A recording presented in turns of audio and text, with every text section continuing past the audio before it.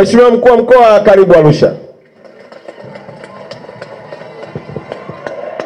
Arusha ni mkoa wa wajanja, watu wenye upendo mkubwa na wenye bidii ya kutafuta pesa. Na bahati nzuri umekuwa kiongozi hapa, na kwetu sisi ni shukrani kwa Mungu na kwa rais wetu Daktari Samia kutuletea mtu wa aina yako kwenye mkoa wetu wa Arusha. Ina mambo makubwa matatu ya kwako. La kwanza, hakikisha ofisi yako Mungu ameketi. Mungu akikaa kwenye kiti chako, watu hao watapata haki. Na Mungu akikaa kwenye kiti chako, atakufanya kuwa tumaini la wananchi wa mkoa wa Arusha, ya kwamba nikienda kwa kiongozi mkuu wangu wa mkoa, jambo hili nitapata jibu. Hakuna mwenye mawazo binafsi kwenye uongozi. Tunahitajiana, shirikiana mdogo wangu na kila mtu. Wananchi wa mkoa wa Arusha wana mawazo mazuri, haijalishi ni balozi, haijalishi ni mwenyekiti wa mtaa, haijalishi ni muuza mchicha, kila mtu anayo mawazo. Jambo langu la mwisho kwako kiongozi wangu, mbele ya watu hawa ni kuahidi nitakutii na kukuheshimu bila kujali umri, bila kujali nimekutangulia kuingia serikalini, kwa kuwa wewe uko hapa kwa mamlaka na umevishwa kofia na heshima na Rais wa Jamhuri ya Muungano wa Tanzania. Mimi nitakuwa mwananchi wako mwema. Utaniona kwenye hivi viunga, ukinihitaji nitakuja.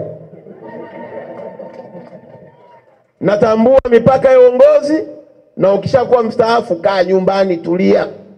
Ukihitajika utafanya nini?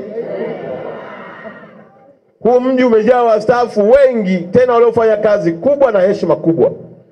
Kwa hiyo utatukuta tupo na tutakupa kila aina ya ushirikiano.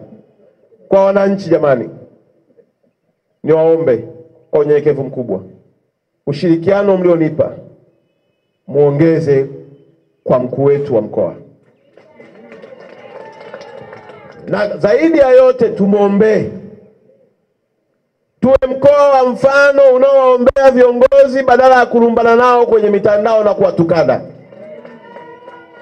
Na ofisi yako Mheshimiwa kiongozi nimeibadilisha kwa hadhi ya makao makuu ya Afrika Mashariki, kwa kuwa wewe utakuwa ni mwenyeji wa makao ya Afrika Mashariki, mabalozi, taasisi zote kubwa zilizoko hapa.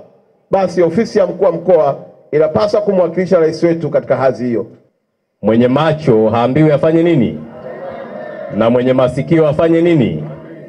Hongera sana senior. Mungu akubariki sana. Katika kuwapongeza watu binafsi huwa sina unafiki. Huyu mwamba kazi anaijua na anaiweza, na anaichapa kweli kweli.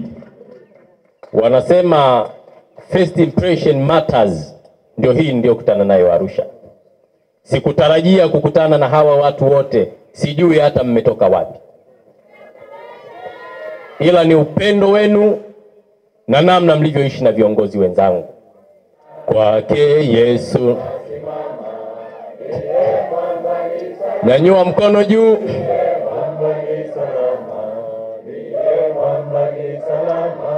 Damu yake na sadaka